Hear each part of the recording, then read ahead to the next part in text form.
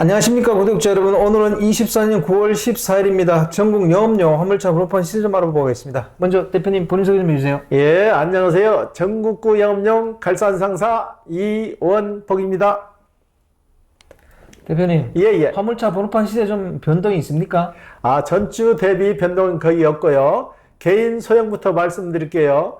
개인 소형은 1.5톤 이하를 개인 소형이라고 하는데 1.5톤 이하라는 것은 봉고, 우리나라 생산되는 차 중에서 봉고 1.2톤, 봉고 1톤, 포터 1톤, 스타렉스 3밴, 그 다음에 스타리아 3밴, 라보, 다마스 2톤수를 얘기하는 거예요. 이 금액대는 2,950만 원에 거래되고 있고요. 개인 소형 전기차 남바는 2,700만 원. 개인 중형은 1.5톤 초과 16톤 이하를 개인 중형을 하는데 티오값은 전주와 동일하게 2,700에서 2,750에 거래되는데 2,750에 거래되는 가격은 연식이 오래된 것은 50만 원 정도가 약간 비싸고요. 개인 대형은 16톤 초과를 개인 대형이라고 그러는데 시세는 3,650만 원 선에 거래되고 있고요. 출애라는 6,500만 원, 5톤 덤프는 3,300만 원 정도에 거래되고 있습니다. 네. 그 와중에 개인 중형은 좀 올랐네요. 개인 중형이 소폭 오른 것은 연식이 오래된 번호판을 찾다 보니까 그 연식에 맞는 차량이 없기 때문에 소폭 상승한 거예요. 연식은 어떻게 따지는 거니? 차량 등록증상에 보면은 몇 년식이라고 딱 찍히거든요. 쉽게 말해서 2015년식이라고 했을 때는 2015년 이상 번호판은 달 수가 없는 거예요. 그 밑으로 내려와야 되니까 2014년, 13년, 12년, 11년식이 내려오다 보니까 그 번호판이 귀하기 때문에 약간 비싼 거죠. 예. 그러면 추석이 지난 이후 다음 주 시세를 어떻게 전망하세요?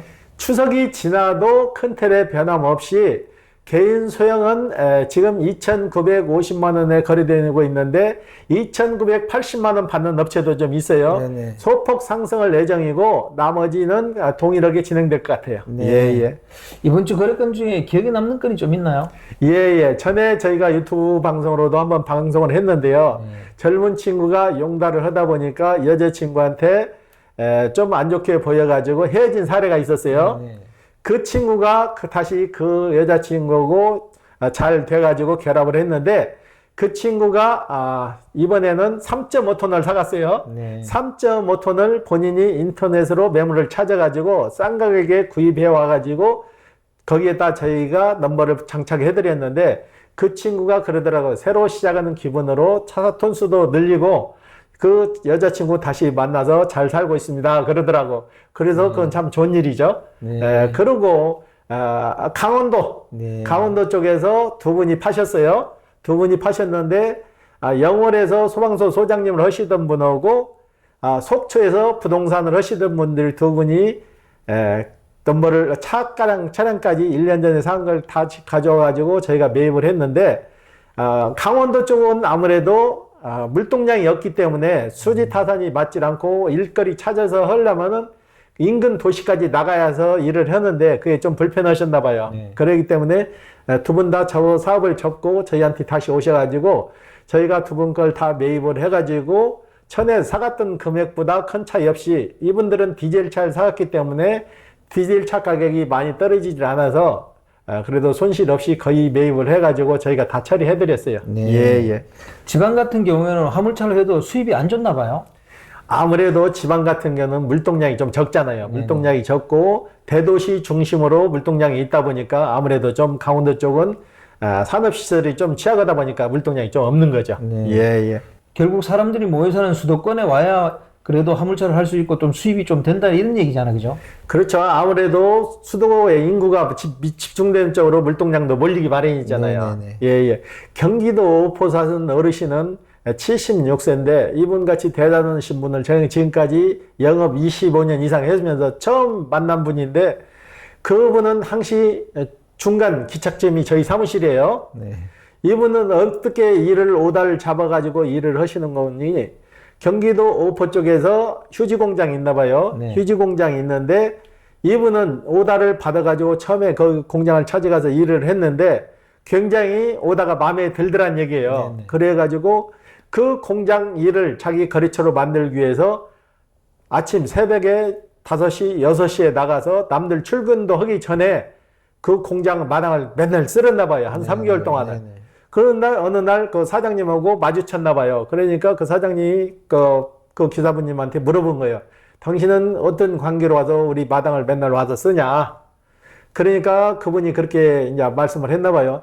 나는 이 회사에 와가지고 오다를 받았고 일을 몇 번 했는데 이 회사가 마음에 들고 내가 실어 날리는 물건하고도 딱 좋아서 이 회사 오다를 잡기 위해서 와서 일을 하고 있습니다. 그러니까 그러면은 당신은 오다를 받지 말고 직접 당신이 오다를 골라서 일을 나가라. 그렇고 그렇게 해서 사장님이 배려를 해줬나 봐. 예. 이분 같은 경우는 수작업하는 오다를 굉장히 좋아해요. 네. 이분 얘기가 그래요. 헬스클럽 가서 일부러 돈 내고 운동도 하는데 화장지 무게 많이 나가지 않는다 이거예요. 한 차 싣고 가서 얼마나 되겠냐 이거예요. 근데 화장지를 싣고 가면은 큰 고층 빌딩 가면 층층마다 화장실이 있잖아요. 네. 그 화장실에 다 물건을 선적을 해줘야 되나 봐요. 네. 그러니까 기사분들이 그런 데를 꺼려서 안 가나 봐요. 그러니까 이분은 또 그걸 또 골라서 가는 거예요. 골라서 가게 되면 수작업에 따른 비용까지 어느 정도 더 플러스가 되나 봐요. 이런 분도 있는 거예요. 그리고 또 며칠 전에 사가신 분 중에 한 분은 22년씩 차량을 사가신 분인데 이분 같은 경우는 그래요. 자기는 수작업은 절대 못 한다. 수작업은 절대 못 하고 지게차 작업으로 손쉽게 하는 건 일만 찾아서 할 거라고 그러더라고. 그래서 내가 그분한테 그랬어요. 이런 분도 있는데 우리 사장님 같은 경우는 너무 일을 손쉽게 생각하십니다. 지게차만 이러는 짐이 대한민국에 얼마나 있겠습니까? 일을 가리지 말고 수작업도 가고 지게차 짐도 가야지 돈이 되는 거지. 그렇지 않으면 일이 거의 없습니다. 그랬더니 나는 그냥 편하게 하는 것만 할 거니까 그냥 그건 사장님하고 상관이 없으니까 그냥 차만 파세요. 그래서 차를 팔면서도 좀 씁쓸함 하더라고요. 예. 그 수작업을 까대기라고 하지 않나요? 예, 그렇죠. 어느 기사나 수작업 하는 거 가라가면은 좋아하는 기사는 없어요. 네네. 일일이 땀 흘려서 그거를 상하차를 해줘야 되는데 거기에 대해서 플러스 알파가 보장된다면 그것도 또 생각해 볼 문제잖아요. 네네. 근데 경기도 오포에 사시는 어르신은 물건을 싣고 내려오면서 오다장을 보면은 경기 남부에 오다가 몇 개, 경기 북부에 오다가 몇 개, 인천 쪽에 오다가 몇 개까지 꿰뚫고 오시는 거예요. 그래서 본인이 물건을 하차하고 올라올 때 짐까지 계산을 해서 오시니까 이분같이 대단한 분은 내가 지금까지 25년 영업하면서 처음이에요. 예. 그리고 대표님, 얼마 전 기사를 보니까 CJ 대한통운의 동원반이 미들마을 시장에서 결제 대금을 해주는 그런 걸 냈더라고요. 이거는 개인 소형한테는 해당이 없는 상황이겠죠? 그렇죠. 해당 사항이었고 우리나라 물류 시장을 큰 틀에 두 가지로 분류를 하자면 미들마일, 라스트마일이라고 그러거든요. 미들마일이라는 것은 공장에서 생산해서 물류 창고로 바로 직송하는 거. 그건 대형 차들이 맡아서 하는 거고 소형 차들은 라스트마일, 물류 창고에서 개개인 집까지 배송을 하는 걸 라스트마일이라고 하는 거죠. 그런데 미들마일 시장 같은 경우에는 공장에서 전에는 생산을 해서 공장에서 보관을 했어요. 공장에서 보관을 해가지고 쉽게 말해서 부산 쪽으로 물건이 내려간다 하면 아무래도 물류가 길게 이동을 하기 때문에 운반비가 좀 비싸잖아요. 그런데 그걸 전국 기지화 시키는 거죠. 자기네가 제조회사에서 구태여 물류 창고를 갖고 있지 않아도 물류회사에서 물류 창고를 가지고 있는 대로 배송을 하는 거죠. 그거보다 미들마일이라고 그러는데 공장에서 물류 창고로 직접 부산이면 부산, 대구면 대구 그래서 직접 가는 거죠. 그래서 그 물류 창고에서 보관을 해서 오다가 떨어지게 되면 물류 창고에서 라스트 마일 개개인의 대리점이나 가정까지 하나하나 배송이 되는 거죠. 그러니까 혁신적인 물류 시스템이죠. 이런 데 같은 경우는 당일 결제도 가능하고 세금계산서도 자사거이기 때문에 가능한 거지만은 적은 차량들은 해당 사항이 거의 없는 거죠.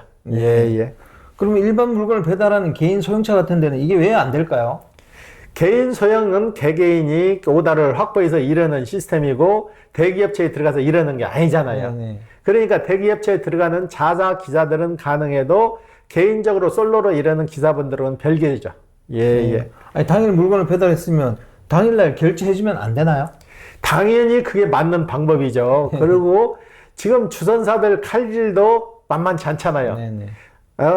그 주선사 오다에서 움직이는데 23%, 27% 이게 말이 23%, 27%지 엿장수 가이치는 그 본인들이 마음대로 따라서 조정을 한다고요. 네네. 금액이 큰 것은 27%까지도 봤는데 이 수수료율도 엄청난 거죠. 네. 그리고 1.2톤 미만은 일반 콜에서는 25,500원인가를 받아요. 거기에 부가세 플러스해서 받아서 거기서 콜비는 별도로 떼지 않고 그 사용료만 해서 내는 건데, 그리고 그것도 1.5톤 미만은 일반 주선사들은 한 15% 정도를 띄는 걸로 알고 있어요. 네네. 15% 정도 띄고 자사 기사들한테는 10% 정도를 띄는데, 이게 문제점에는 띄는 액수가 과하다는 얘기죠. 쉽게 말해서 10만 원짜리 오다가 나왔을 때 10만 원을 다 띄워서 칼질을 하지 말고 다 띄워야 되는데 절반 정도를 자른다고 봤을 때 10만 원짜리 오다를 5만 원에 띄우면 5만 원을 일단은 주선사에서 가져가잖아요. 네. 그리고 그 5만 원에서 다시 수수료를 또 띄잖아요. 15%면 15%, 23%면 23%를 또 띄니까 기사들은 두 번 당하는 거죠. 네. 이걸 이런 악순환을 끊어야죠. 예, 예. 주선사마다 수수료가 다 다른가요? 그렇죠. 일정적으로 몇 프로로 딱 묶어놓고 하는 게 아니고 자기네 편리에 의해서 결정하는 거죠. 네. 너는 몇 프로, 너는 몇 프로 딱 정해서 하게 되면 문제가 없는데 그게 주선사대로 자기 임의대로 적응을 하는 거예요. 오다 금액이 좀 크면은 더 받으려고 그러고. 이게 정부적인 차원에서 나와가지고 이거를 조정을 해야지 기사 개개인이 나와서 23%, 27% 이걸 어떻게 수정을 하겠냐고요. 네네. 아무리 개인들이 울부짖어도 이거는 해당 사항이 안 되는 거고, 택시 같은 경우에도 수수료를 대폭 낮췄잖아요. 네네. 충분히 화물도 가능한데 이걸 협회에서 진행을 해야 되는데 그걸 뒷짐지고 있다는 얘기죠. 네. 예, 예. 23% 같으면 화물 하시는 분들이 이거 너무 많다고 막 주장하고 막 그럴 것 같은데 그런 말 안 해요?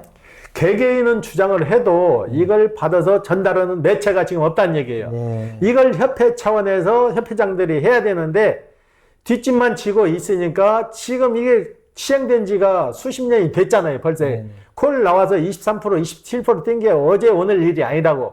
날짜가 굉장히 많이 지났는데도 그걸 수정하려고 노력하는 주체가 없다는 얘기죠. 협회에서 강력히 나와서 기사들한테 조합비를 받고 하게 되면은 협회에서 나와서 이걸 해결해야 되는데 그 의지가 없으니까 지금 끌려가고 있는 거죠. 주선사들한테. 실질적으로 일은 기사들이 하는데 돈은 주선사에서 다 챙기는 거잖아요. 네. 예, 예. 이 수수료율을 개선할 수 있는 방법은 정말 없을까요? 없는 게 아니고 그래서 맨날 얘기할 때마다 그러잖아요. 매닥이 체제로 가게 되면은 주선사 칼질도 없어지고 정착이 되는데 이걸 나서서 하는 주체가 마땅치 않으니까 지금 계속 화주들한테 끌려가는 거죠. 네. 주선사들한테. 네. 예, 예. 그러면 주선사 수수료는 1톤 카고, 스타리아, 스포츠칸 이 종류에 따라서 달리 받나요? 아니면 그냥 다 같이 그냥 23%를 받나요?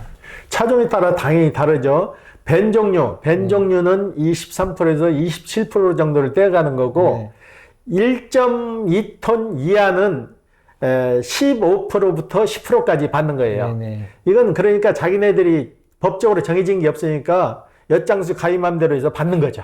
예, 예. 정말 엿장수 마음대로네, 그죠? 예, 그렇죠. 네네. 그리고 대표님, 화물차 처음 시작할 때 콜바리로 시작하는 게 좋아요? 아니면 주선사에 들어가는 게 좋아요? 처음부터 콜바로 시작하게 되면은 그 과정을 잘 모르잖아요. 처음에는 주선사, 오다가 많은 주선사로 가서 일을 하시는 게 좀 나아요. 그거는 일본 주선사로 가게 되면은 기본 오다를 받고 일을 시작하잖아요. 근데 본인 처음부터 콜바리 하면은 그 과정을 잘 모르잖아. 네네. 그러니까 지금 같은 경우는 주선사 오다를 어느 정도 확보한 다음에 일을 익힌 다음에 혼자 솔로로 하는 게 낫죠. 처음부터 콜바리로 혼자 하게 되면 좀 힘들어요. 네. 그 과정을 모르기 때문에. 예, 예. 그러면 주선사는 어떻게 들어가야 돼요? 주선사는 본인이 원하게 되면은 그 자기 집 근처에 얼마든지 있으니까 찾아서 들어가면 돼요. 그것도 어렵다 생각하시면은 저희 같은 대업체 의뢰하시게 되면 우리가 주선사도 다 소개시켜드려요. 예, 예. 콜바리도 어렵고 주선사도 또 어렵고 뭐 그러면 개인적으로 이렇게 거래처를 확보해서 하는 방법 그런 건 있을까요? 개인적으로 거래처 확보해서 하는 방법은 내가 좀 전에 말씀드렸잖아요. 경기도 오포 사시는 어르신 마냥 본인이 열심히 해서 찾아다니는 방법밖에 없죠. 그리고 본인을 홍보하고 명함해서 계속 그 거래처 가서 열심히 해서 눈인사하고 눈도장 찍어서 거래처 확보하는 거지 하루아침에 내 거래처가 되는 건 없어요. 그만큼 그 사람이 성실한 모습을 보여줘야 그 물류에서도 인정을 해서 주는 거죠. 예, 예. 그러면 대표님 마지막으로 화물차 처음 시작하려는 분들에게 준비해야 될 거, 뭐 마음가짐 같은 거 있으면 좀 조언 좀 해주십시오. 화물차를 처음 시작하시는 분들은 아무래도 막연한 두려움이 따를 거예요. 막연한 두려움이 따르는데 일단은 그 두려움을 떨쳐내시고 일 가는데 일을 너무 골라서 설 생각을 하시면 안 돼요. 일은 닥치는 대로 해야 되는데 수작업으로 하는 거는 안 되고 지게차로 상하차 하는 것만 골라서 한다 그러면 처음부터 시작 안 하시는 게 나아요. 지금 어떻게 그분에 딱 맞는 짐이 있어요. 그러니까 긍정적인 마인드를 가지고 시작하시면은 그래도 무난히 다 해결해내고 돼요. 그렇기 때문에 본인 의지에 따라서 좌우되는 거지 너무 두려워하실 필요는 없는 것 같아요. 예, 네. 예. 오늘 인터뷰 감사드립니다. 예. 네, 구독자 여러분, 오늘은 24년 9월 14일입니다.